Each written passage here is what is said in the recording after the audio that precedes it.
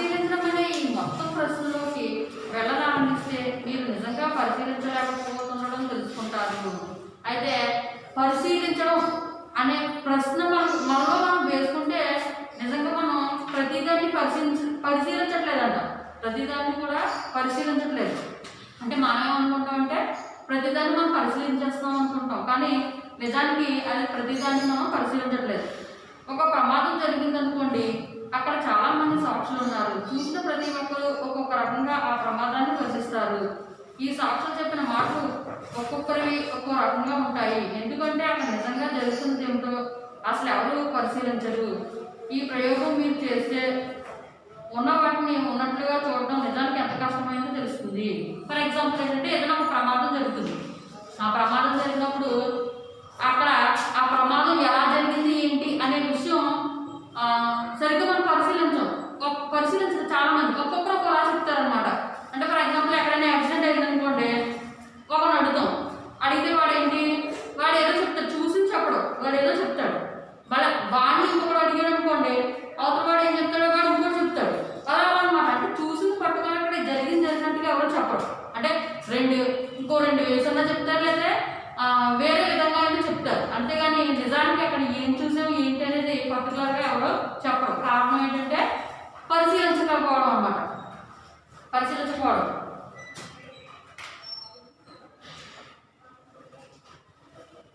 అయితే నిజంగా పరిశీలించడం అనేది ఎంత కష్టమైన విషయం మనకి తెలుస్తుంది. అవి ఎలా ఉండాలని మీరు అనుకుంటారో అలా చూడడం కాదు. వికారంగా ఉన్న వాటిని అందంగా ఉంటే బాగుండును అనుకుంటారు. అంటే అవి ఎలా ఉండాలని మీరు అనుకుంటారో అలా చూడడం కాదట. ఎలాగంటే వికారంగా ఉన్న వాటిని కూడా అందంగా ఉంటే బాగుండు అనుకుంటూ ఉంటాం మనం. అంటే మనం ఏదైనా వస్తువు చూసినప్పుడు ఇలా ఉంటే బాగుంటుంది అని అనుకుంటూ ఉంటాం. కానీ వికారంగా అలాగే వికారంగా ఉంటే చాలా అందవిహీనంగా ఉన్నాయనుకోండి, వాటిని చూస్తే అదే ఇది ఎలా కాదు, ఇలా ఉంటే బాగుంటుంది అనిపిస్తూ ఉంటుంది అన్నమాట మనకి. నెక్స్ట్, వీధిలో అసహ్యంగా ఉన్న వాటిని అంటే అడుక్కునే భిక్షగాలను మీరు చూడాలని అనుకోరు. కళ్ళు మూసుకోరేమో కానీ వాళ్ళని చూడరు. ఎక్కడో చూస్తారు, పారిపోతారు. అయితే ఫర్ ఎగ్జాంపుల్ ఏంటంటే వీధిలో భిక్షగాళ్ళని తీసుకున్నాం అనుకోండి, వాళ్ళు చాలా అసహ్యంగా ఉంటారు, అవునా? అయితే వాళ్ళని మనం వాళ్ళు చూస్తామో పర్టికులర్గా అలా చూడడం. భిక్షగాడు భిక్ష ఎత్తుకుంటాడు అనుకోండి, వాడిని చూస్తామో పర్టికులర్గా ఆగి చూడడం. అదే ఏ సమంతానం లేకపోతే ఏ ప్రభాసం వచ్చాడు అనుకోండి, అలా ఆగిపోయి చూస్తాం, అవునా? కారణం ఏంటి? మన కంటికి అందంగా కనిపించాలి ప్రతిదీ. అందవిహీనంగా ఉన్నది ఏది మనకి నచ్చదు అనమాట, చూడాలనుకో మనం. సో ఇక్కడ ఇదే చెప్తున్నారు అనమాట. అదే భిక్షగాడిని అయితే మనం ఆగి చూడడం, పరిశీలించి చూడడం. కానీ అక్కడ ఏ సెలబ్రిటీ వచ్చారనుకోండి, ఆ సెలబ్రిటీని మనం పర్టికులర్గా చూస్తాం. ఆమె ఎలాంటి చెప్పులు వేసుకుంది, లేకపోతే ఆమె ఎలాంటి డ్రెస్సులు వేసుకుంది, లేదంటే ఎలాంటి ప్రభాస్ వచ్చాడనుకోండి ఎలాంటి డ్రెస్ వేసుకున్నాడు, సమంత వచ్చిందంటే ఎలాంటి నగలు ధరించింది, ఇలాంటివన్నీ మనం పర్టికులర్గా ప్రతిదీ చూస్తాం. వాళ్ళు అంటే అందంగా ఉంది కాబట్టి. కానీ మిగిలిన అంటే ఇలా భిక్షగాడిని చూసాం అనుకోండి, వాడు ఎలాంటి దుస్తులు వేసుకున్నాడు, అదే చిలుకుని దుస్తులు వేసుకున్నాడు, పాపం వాడికి కట్టుకోవడం సరైన బట్టలు లేవు, చెప్పులు కూడా వాడికి వేసుకోవడం లేవు అని మనం ఆలోచించాం. ఎందుకంటే వాడిని మనం పర్టికులర్గా చూడం కాబట్టి. అదే చెప్తున్నారు ఇక్కడ. చూడాలని కూడా అనుకోం మనం. వెంటనే భిక్షగాడిని చూసి ఏదో చూసి చూడాలంటే వెళ్ళిపోతాం. ప్రతిదాన్ని ఉన్నట్లుగా చూడడం ఒక కళ. లెక్కలు, చరిత్ర, భూగోళ శాస్త్రం నేర్చుకోవడం ఎంత కష్టమో ఉన్న వాటిని ఉన్నట్లుగా చూడడం అంతే కష్టం. అయితే ప్రతిదాన్ని ఉన్నట్లుగా చూడడం నిజంగా చాలా కష్టం. ఒక కళే. ఉన్నట్లుగా మనం చెప్పడం కానీ ఉన్నట్లుగా ప్రతి వస్తువులను ఉన్నట్లుగా చూడడం నిజంగా ఒక కళ లాంటిది. లెక్కలు కానీ, చరిత్ర కానీ, భూగోళ శాస్త్రం కానీ నేర్చుకోవడం ఎంత కష్టమో ఉన్న వాటిని ఉన్నట్లుగా చూడడం కూడా అంతే కష్టం. అంటే మ్యాథ్స్ కానీ, ఫిజిక్స్ కానీ, కెమిస్ట్రీ కానీ, అదే హిస్టరీ కానీ, పాలిటిక్స్ కానీ ఇలాంటివి ఆ సబ్జెక్టులు చాలా కష్టం. సో అవి ఎంత కష్టమో ఉన్న వాటిని ఉన్నట్లుగా చూడడం కూడా మనకి అంతే కష్టం అనమాట. బయట నడుస్తూ వెళ్తున్నప్పుడు పేదల అశుభ్రతను, దైన్యాన్ని, రోడ్డు మీద బురదను, జబ్బు చేసుకుని కుక్కలను చూడరు. మనం రోడ్డు బయటకు వెళ్తున్నప్పుడు మన కంటికి చాలా కనిపిస్తూ ఉంటాయి అశుభ్రంగా ఉన్నటువంటి శుభ్రంగా ఉన్నటువంటి వాళ్ళు కనిపిస్తారు, దైన్యంతో హీనస్థితిలో ఉన్న వాళ్ళు కనిపిస్తూ ఉంటారు, అలాగే రోడ్డు మీద బురద కనిపిస్తుంది, జబ్బు చేసినటువంటి కుక్కలు కనిపిస్తాయి, ఇలా చాలా కనిపిస్తాయి. కానీ వాటిని మనం చూడం. ఇదంతా చూడడం ఆరంభించుకుంటే ఏదో ఒకటి చేయకుండా ఉండదు. అయితే ఒకవేళ మనం ఇలాంటివన్నీ చూసి అనుకోండి, నిజంగా మనం వాటి పట్ల ఏదో సానుభూతి ఉంటుంది. ఓ ఈ కుక్క ఇలా బాధపడుతుంది, సో దీనికి ఏదైనా చెయ్యాలి. లేకపోతే ఆ భిక్షగాడు ఏదో పాపం వాడికి సరైనటువంటి దుస్తులు లేవు, అలాగే చెప్పులు లేవు, ఏమీ లేవు, ఎండన పడి ఉన్నాడు, సో అక్కడికి వాడికి ఏదైనా చెయ్యాలి అని అనిపిస్తూ ఉంటుంది మనం సరిగ్గా చూస్తే. కానీ మనం సరిగ్గా చూడడం కాబట్టి వాటికి ఏది చేయమన్నమాట. అదే అంటున్నారు ఇక్కడ. ఏంటంటే ప్రతిదాన్ని కూడా మనం సరిగా చూస్తే, మనసు పెట్టి చూస్తే దానికోసం మీరు ఏదైనా చేస్తారు అని ఇక్కడ చెప్తున్నారు అన్నమాట.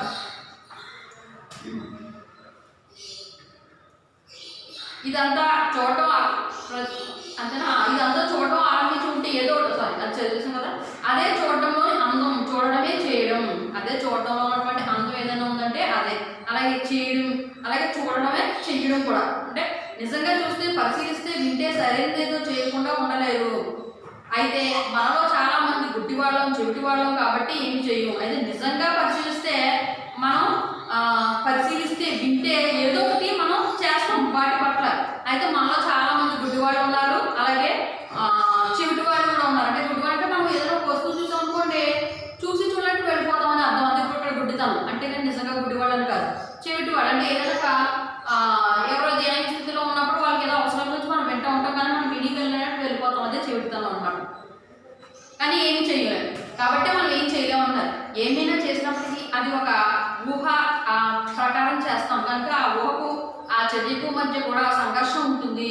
కాబట్టి మనం ఏదైనా చేసినప్పటికీ అది ఒక ఊహ ప్రకారం మనం ఏదో ఊహించుకుంటాం ఎలా చేయాలని చెప్పేసి అలాగే చేస్తాం. అయితే ఆ ఊహకు చర్యకు మధ్య సంఘర్షణ ఉంటుంది. మనం చేసే పనికి, అక్కడ ఉన్నటువంటి పనికి, అలాగే ఊహ కూడా ఏదో ఒక సంఘర్షణ ఏర్పడుతుంది అన్నమాట. చూడటం, వినడం ఆరంభించుకుంటే ఆ చూడటం నుండే, ఆ వినడం నుండే దానికి తగిన చర్య జరుగుతుంది. అలాగే చూడడం కానీ వినడం కానీ మనం ప్రారంభించుకుంటే కనుక ఆ చూడడం నుండి, వినడం నుండి మనకు ఒక చర్య అనేది అక్కడ జరుగుతుంది అన్నమాట. ఒక రోజున కొన్ని మాసాల కిందట నేను స్విట్జర్లాండ్లో ఉన్నప్పుడు ఒక మిత్రుడితో పాటు కారులో వెళ్తున్నాను. మా ముందు ఒక అమ్మాయి సైకిల్ మీద వెళ్తూ అకస్మాత్తుగా దిగి సైకిల్ తోసుకుంటూ నడుస్తున్నది. ఎందుకా అని గమనిస్తున్నాను. రోడ్డు మీద ఉన్న ఒక కాగితం కుక్కను తీసి దగ్గరలో ఉన్న చెత్తకుండీలో వేసి మళ్ళీ సైకిల్ ఎక్కి వెళ్ళిపోయింది. అయితే ఒక రోజు కవి గారు రచయిత కొన్ని నెలల క్రితం ఏం చేశారంటే స్విట్జర్లాండ్ వెళ్ళారంట. కారులో వెళ్తూ ఉంటే అక్కడికి వెళ్ళారు. అక్కడ కారులో వెళ్తూ ఉంటే వాళ్ళ స్నేహితులతో పాటు కారులో వెళ్తున్నారు. ఒక అమ్మాయి సైకిల్ మీద వెళ్తూ అకస్మాత్తుగా ఆగింది. ఎందుకు ఆగిందని వీళ్ళు చూస్తే ఏమైందంటే రోడ్డు మీద ఒక కాగితం పడిపోతే ఆ అమ్మాయి తీసి అది ఒక చెత్తకుండీలో వేసి మళ్ళీ సైకిల్కి వెళ్ళిపోయిందంట. నేను చెప్తున్న దానిలో దాని ఉన్న ప్రాధాన్యం మీకు అర్థమైందా? ఇప్పుడు అర్థమైందా? అంటే ఆ పిల్ల ఏం చేసింది, ఆ పర్టికులర్గా చూసింది రోడ్డు మీద కాగితం ఉంది, సో చెత్త వేయకూడదు కాబట్టి గబగబా అమ్మాయి సైకిల్ ఆపి వెళ్ళి అమ్మాయి అక్కడ పనిచేసింది. మనం వెళ్తూ ఉంటే రోడ్డు మీద చాలా చెత్త కాగితాలు అవి ఉంటాయి, కానీ మనం వేద్దామా వేరం, ఎందుకంటే చూసి చూడడానికి వెళ్ళిపోతూ ఉంటాం అనమాట.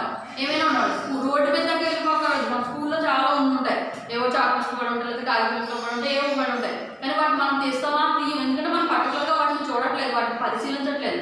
అదే చూస్తే శుభ్రంగా అదే మనం పర్టికులర్గా వాటిని చూసాం అనుకోండి, ఏంటంటే మనకి ఒక ఆలోచన వస్తుంది అనమాట. ఓ పర్టికులర్గా అది అక్కడ కాగితం తీసేస్తే, లేకపోతే ఆ చాక్ పీస్ తీస్తే మన క్లాస్ అంతా శుభ్రంగా ఉంటుంది, సో అని ఒక ఆలోచన వస్తుంది అనమాట. కానీ మనకి అలాంటి ఆలోచన ఉండదు. ఎందుకు జనరల్గా మనం వెళ్ళిపోతూ ఉంటాం అన్నమాట, సరిగ్గా చూడడం కాబట్టి. కానీ ఈ పిల్ల అలా చేయలేదు. నేను చెప్తున్న దానిలో ఈ చిన్న పాపకు అలా చేయమని ఎవరు చెప్పలేదు. రోడ్డును శుభ్రంగా ఉంచాలన్న భావంతో రోడ్డు మీద పడి ఉన్న కాగితం చూసినప్పుడు దాన్ని ఎత్తివేసింది. ఆ ప్రాంతాన్ని అందంగా ఉంచాలని స్వాభావిక భావం అది. ఎందుకంటే అమ్మాయికి ఆ ప్రాంతం అంతా అందంగా ఉండాలనే ఆలోచన అమ్మాయికి ఉంది. ఆ అమ్మాయి అందుకే ఎవరు చెప్పలేదు అమ్మాయికి పేపర్ తీయాలి అది ఇది అని చెప్పేసి. కానీ అమ్మాయికి ఆలోచన ఏంటి, ఆ ప్రాంతం అంతా శుభ్రంగా ఉండాలి అని చెప్పేసి అమ్మాయి ఆ కాగితాన్ని తీసి ఒక చెత్తపుట్టలో వేసింది అనమాట. మీరు కనుక చూస్తే, పరిశీలిస్తే, వింటే అప్పుడు తక్షణమే క్రియ జరుగుతుంది. కాబట్టి మీరు కనుక దేనైనా సరే కరెక్ట్గా చూస్తే కనుక వెంటనే మీరు చేయాల్సిన పని కూడా అక్కడ మీరు కూడా ఏదో ఒక పని చేస్తారనమాట. పరిశీలించినప్పుడే విన్నప్పుడే చర్య తీసుకుంటారు. అయితే మనం ఎక్కువగా దేన్నైనా పరిశీలించినప్పుడే మనం అక్కడ ఏదైనా చెయ్యాలని చెప్పేసి చేస్తాం. పరిశీలించడం ఎలాగో వినడం ఎలాగో మీకు తెలిస్తే ఉన్నదానంతటిని మీరు గ్రహిస్తారు. అయితే పరిశీలించడం ఎలాగో అలాగే వినడం ఎలాగో మీకు తెలిస్తే ఉన్నదానంతటిని కూడా మీరు చూస్తారు. పరిశీలించడం వినడం నిజానికి ఒకటే. అయితే పరిశీలించడం కానీ వినడం కానీ నిజానికి ఒకటే. పరిశీలించడం అన్నా వినడం అన్నా ఒకటేనట. ఇదంతా ఒకే పని కాబట్టి మీ చుట్టూ ఉన్న వాటి గురించి తెలుసుకోండి. కాబట్టి ఇదంతా ఒకటే పని కాబట్టి మీ చుట్టూ ఉన్న వాటి గురించి మీరు తెలుసుకోమంటున్నారు. అంటే వినడం అన్నా అలాగే పరిశీలించడం అన్నా ఒకటే కాబట్టి అది సహజంగా మిమ్మల్ని సున్నితంగా చేస్తుంది. మీరు తొనికెసలు ఆడతారు. అంటే ఏంటంటే సహజంగా ఆ పరిశీలించడం అనేది మీరు బాగా పరిశీలించడం అనే ఆలోచన మీలో ఉందనుకోండి, ఆ భావం మీలో ఉందనుకోండి, మీరు చాలా సున్నిత మనస్కులు అవుతారనమాట. అంటే దేన్ని చూసినా మీకు జాలేస్తుంది. అయ్యో ఇది ఎలా ఉందా అని చెప్పేసి. ఎందుకంటే పర్టికులర్ మనం ప్రతిదాన్ని పరిశీలిస్తున్నాం కాబట్టి. దయచేసి మీరు ఎక్కడి నుండి బయటకు వెళ్ళినప్పుడు ఎప్పుడైనా ఒకసారి ఇది ప్రయత్నించండి. పక్షులను, చెట్లను, శుభ్రంగా ఉన్న వీధులను అన్నింటినీ చూడండి. మనుషుల వంక చూడండి, మీ తల్లిదండ్రుల వంక, ఉపాధ్యాయుల వంక చూడండి, మీతో వారు ఎలా మాట్లాడేది, ఏ మాటలు వాడేది చూడండి. అలాగే మీరు ఎక్కడన్నా బయటకు వెళ్ళినప్పుడు ఏదైనా సరే ఒకసారి ప్రయత్నించమంటున్నారు. ఏంటంటే పక్షులు కానీ, చెట్లు కానీ, అశుభ్రంగా ఉన్నటువంటి వీధులను కానీ, లేదా మనుషుల వంక కానీ, మీ తల్లిదండ్రుల వైపు కానీ, లేదా టీచర్స్, ఉపాధ్యాయుల వైపు కానీ చూడమన్నారు. అంటే వారు ఎలా మాట్లాడుతున్నారు, వారి యొక్క ప్రవర్తన మీ పట్ల ఏ విధంగా ఉంది, ఇవన్నీ చూడమన్నారు. కానీ వాళ్ళు విమర్శించవద్దు అన్నారు. విమర్శించకూడదు అంటారు. విమర్శించే కామెంట్ చేయండి. మీ భాషలో చెప్పాలంటే ఎవరిని కూడా విమర్శించవద్దు అని చెప్తున్నారు. ఎందుకంటే విమర్శని ఎవరు ఇష్టపడరు. విమర్శించకుండా, అంచనా వేయకుండా నిరపేక్షతో ఊరక గమనించండి. ఎందుకంటే విమర్శించవద్దు అన్నారు. విమర్శ అనేది ఎవరికి నచ్చదు, అంతే కదా. ఫర్ ఎగ్జాంపుల్ మీరే ఉన్నారు, మిమ్మల్ని నేను ఏదైనా విమర్శించాను అనుకోండి, అంటే నువ్వు నీ రైటింగ్ బాగాలేదు, లేకపోతే నువ్వు సరిగ్గా చదవట్లేదు, ఇలా ఏదైనా సంథింగ్ విమర్శించండి. నువ్వు చేసే పని ఏదో చిన్న వర్క్ చేసుకుని వస్తాను నాకు చూపిస్తారు, నువ్వు చేసింది బాగాలేదు, అసలు సరిగ్గా చేయలేదు అని నేను అన్నాను అనుకోండి, అది విమర్శ అనమాట. అలా విమర్శించినప్పుడు మీకు ఎలా అనిపిస్తుంది? బాధ అనిపిస్తుంది కదా. సో అందుకే విమర్శ అనేది ఎవరికి ఇష్టపడరు. మెచ్చుకోవడం ఇష్టపడతారు, కానీ విమర్శ అనే దాన్ని ఎవరు ఇష్టపడరు అనమాట. అదే చెప్తున్నారు.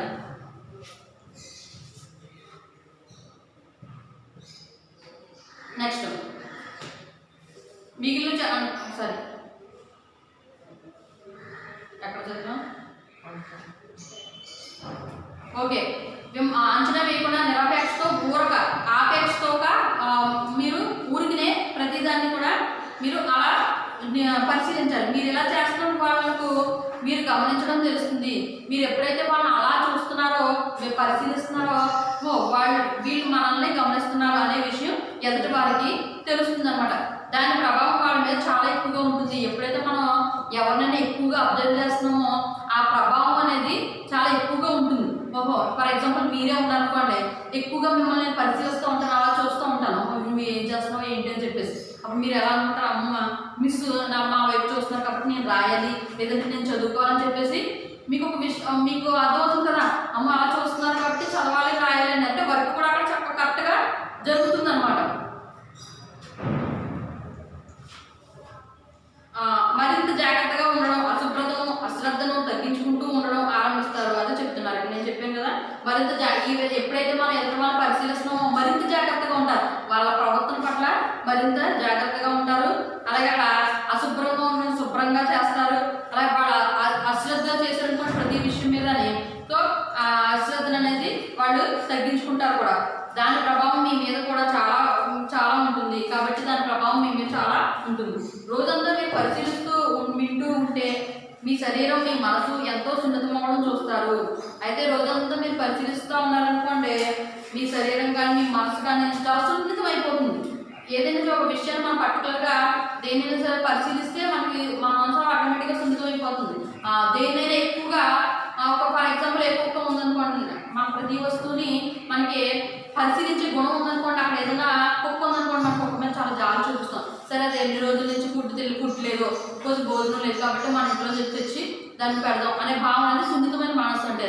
ఎవరైనా సరే బాధల్లో ఉన్నప్పుడు మనం వెంటనే రియాక్ట్ అయిపోతాం, అదే సున్నితమైనటువంటి మనసు. ఎప్పుడు మనకు అలా జరుగుతుందంటే మనం ఏదైనా ఒక వస్తువుని, లేదా ఏదైనా వస్తువు కావచ్చు, జంతువు కావచ్చు, పక్షులు కావచ్చు, ఏదైనా వస్తువు ఎక్కువగా పరిశీలించడం వల్ల దానితో నిజమైన క్రమశిక్షణలో ఉంటారు. కాబట్టి ఈ ఈ ఈ గుణాలు ఉన్న వాళ్ళు ఏంటంటే క్రమశిక్షణతో పెరుగుతారనమాట. క్రమశిక్షణ సున్నితత్వం కలిసి ఉంటాయి. ఆ సున్నితత్వం అలాగే క్రమశిక్షణ కూడా వాళ్ళలో ఉంటాయి.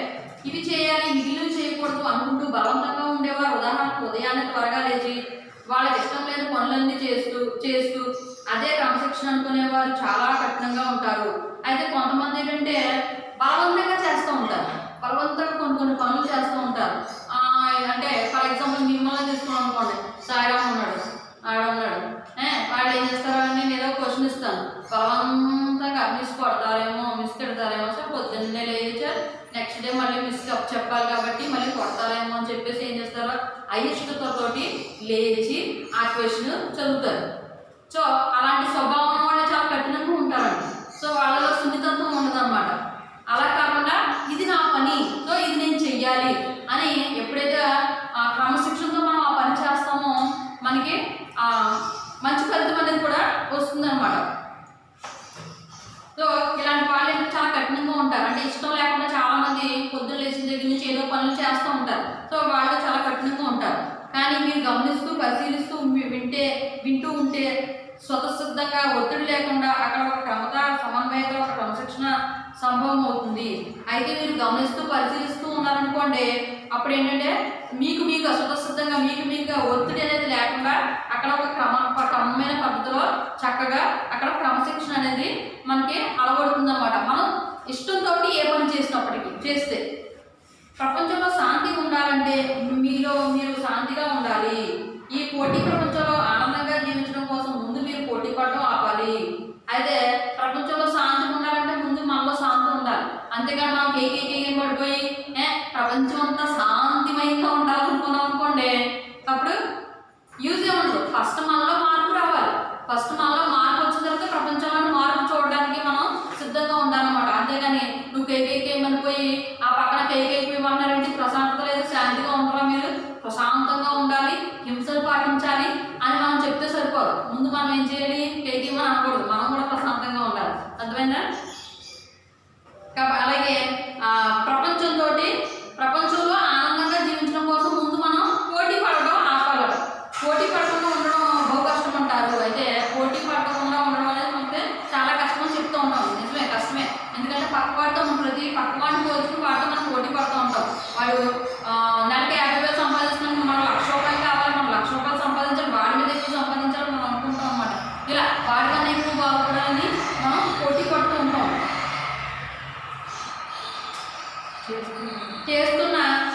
చేస్తున్న పనిని ప్రేమించకపోవడం వల్లే అలా ఉంటుంది. సో ఈ పోటీ పడడం ఎప్పుడు వస్తుంది తెలుసా? మనం చేస్తున్నటువంటి పనిని మనం ప్రేమించకపోవడం అవతలవాడి ఏంటంటే అవతలవాడి అభివృద్ధిని మనం చూస్తూ ఉంటాం అన్నమాట. వాడికంటే ఎక్కువ ఉండాలనుకుంటాం, కానీ మనం చేస్తున్న పని మనం ప్రేమించం. అలా ఉంటుంది. మీ పనిని మీరు ప్రేమిస్తుంటే మీకంటే ముందుకు ఎవరెళ్ళారో, మీ వెనక ఎవరున్నారో పట్టించుకోరు. నిజమే.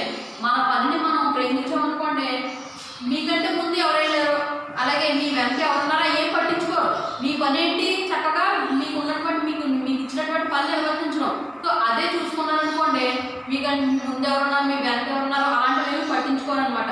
మీ సామర్థ్యాన్ని అంతా, అంటే మీ మనసును, హృదయాన్ని, మీ శరీరాన్ని అంతా వెచ్చించి చేస్తారు. కాబట్టి ఎప్పుడైతే మన ఇష్టంతో చేసామో మన మనస్సును కానీ, మన హృదయాన్ని, ప్రతిదాన్ని, మన శరీరాన్ని, ప్రతిదాన్ని వెచ్చించి ఆ పని అనేది మనం కరెక్ట్గా చేస్తాం అన్నమాట. ఎవరో ఒకరు చెప్పింది వినడం మీకు బాగా అలవాటైపోయింది. మీ తల్లిదండ్రులు, ఉపాధ్యాయులు చెప్తూ ఉంటారు, గురువులు చెప్తారు, ప్రజాభిప్రాయము చెప్తుంది. నిరంతరం ఏమి ఆలోచించాలో, ఏమి చేయాలో వార్తాపత్రికలు, రేడియో, టెలివిజన్ అన్నీ చెప్తాయి. అయితే ఎవరో చెప్పింది వినడం మనకు బాగా అలవాటైపోయింది. అది కరెక్టే. ఎవరో ఏదో చెప్తే, ఫర్ ఎగ్జాంపుల్ ఇప్పుడు మీరు తెచ్చుకోవచ్చు అనుకోండి. సో ఫస్ట్ నుంచి మనకి ఎన్ని లెసన్స్ అయినాయి? How many lessons? 11 అయినాయా? 11 12?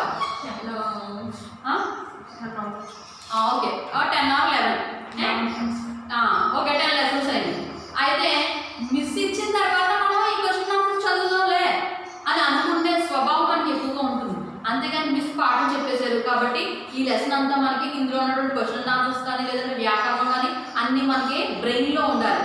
అంతేగాని నేను ఇచ్చేంత వరకు మనం మీరు వెయిట్ చేయకూడదు అనమాట. అంటే ఎవరి గురించి ఎగ్జాంపుల్స్ అంటే మీకు చెప్తున్నాను. సో వాళ్ళు ఇచ్చే వరకు నేను ఇచ్చేంత వరకు వెయిట్ చేయకుండా ఏం చేయాలి? ఓ మనకి ఈ రోజు లెసన్ అయిపోయింది, లెసన్ బాగా చదువుకోవాలి. చదివిన తర్వాత క్వశ్చన్ ఆన్సర్స్ ఉంటాయి ఇందులో. ఆ క్వశ్చన్ ఆన్సర్స్ చదువుకుని వ్యాకరణం ప్రాక్టీస్ చేసుకుంటే ఓకే చక్కగా నేను సక్సెస్ అయిపోతాను అని అనుకోవాలి. కానీ అలా అనుకో ఏం చేస్తామంటే ఎవరో ఇస్తారులే, సో అది వాళ్ళు ఇచ్చిన తర్వాత మనం చదువుదాంలే అని అనుకునేటటువంటి మనం అనుకుంటూ ఉంటాం అన్నమాట. మనం ఇచ్చినా చెయ్యం కదా, హోంవర్క్స్ ఇచ్చినా కూడా చెయ్యం, ఇవ్వకూడదు ఇచ్చినా కూడా మనం చెయ్యం. సో ఈరోజు మన పరిస్థితి అలా ఉంటుంది. ఓకే అదే ఇక్కడ చెప్తున్నారు గురువులు కానీ ప్రజాభిప్రాయం కానీ ఎవరో ఏదో ఒకటి ఇస్తూ ఉంటాం, వాటిని చెప్తూ ఉంటే అప్పుడు మనం చేస్తాం అన్నమాట. మనలో ఆలోచన అనేది మనకు అప్పుడు వస్తుంది. వార్తాపత్రిక, రేడియో, టెలివిజన్ అన్నీ మనకి చెప్తాయి. లేదు నా అంతకు నేను తెలుసుకోబోతున్నాను అని చెప్పే సమయం మీకు ఉండదు. ఎవరో మీకు ఎప్పుడు చెప్తున్నప్పుడు ఏమవుతుందో తెలుసా, మీరు అసలు ఆలోచించరు. ఎస్ నేను చేయగలను, నేను చేస్తాను, వాళ్ళు చెప్పకపోయానని చెప్పేసి ఎవరు అనుకోరు. అలా ఒకవేళ మీరు అసలు ఆలోచన కూడా ఆలోచించరు. నేను సొంతంగా ఈ పని చేస్తాను, వాళ్ళు చెప్పకముందే నేను ముందే చేసేస్తానని సొంతంగా మనకి ఆలోచననే ఉండదు. అలా ఉండేవాళ్ళు ఆలోచించడానికి ఎప్పుడు దేనికి ఆలోచించరు. ఏ విషయంలో వాళ్ళు ఆలోచించరు. మనగా ఎవరో చెప్పింది వినేంత వరకు మనం ఆ పని చేయకపోతే మనకు ఆలోచన శక్తి అనేది ఉండదు అనమాట. ఎవరో ఒకరు అన్ని ఆలోచించి పెడుతుంటారు, వాళ్ళ ఆలోచన మాత్రంలాగా మీరు మింగేస్తారు. వాటిని అర్థం చేసుకుందామని మీరు అనుకుంటారు, అయితే మీరు అలా అర్థం చేసుకోరు. అయితే వాళ్ళ ఆలోచన మాత్రం ఎవరైనా చెప్తారో అలా చెప్పేసినట్టు వాళ్ళు మీరు కూడా చేసేస్తూ ఉంటారు. ఎందుకంటే వాళ్ళ ఆలోచన రెడీ చేసి పెడతారు, సో మీరు కూడా అలా చేస్తారనమాట. వాళ్ళ ఆలోచన మనం మాత్రలాగా మింగేస్తాం అనమాట. సో అంటే మాత్రం మనం ఏమైనా రొంప కావచ్చు, దగ్గు కావచ్చు, జ్వరం కావచ్చు, ఏదైనా మనం తగ్గాలంటే ఏంటి డాక్టర్ ఏదో సొంత రాస్తాడో అది తీసుకుని ఆ ట్యాబ్లెట్ తీసుకుని వేసేసుకుంటాం, అవునా? అది అలాగే ఇది కూడా ఎవరో ఏదో చెప్తే వాళ్ళు చెప్పినట్టు మనం చేస్తూ ఉంటాం అనమాట. అది మాత్రలాగానే ఇక్కడ చెప్పడం జరిగింది. వాటిని మనం అర్థం చేసుకున్నామని మనం అనేసుకుంటాం. ఓ వాళ్ళు చెప్పింది మనం చేసేస్తున్నాం కాబట్టి మనకి చాలా అర్థమైపోతున్నాయి, మనకి అన్నీ వచ్చేసినాయి అని మనం అనుకుంటూ ఉంటాం. నిజంగా అర్థం కాదు. అయితే మీరు అలా అర్థం చేసుకోరు. ఓకే చూద్దాం. Tomorrow I will continue this class. Now I will give homework. Okay homework వచ్చేసి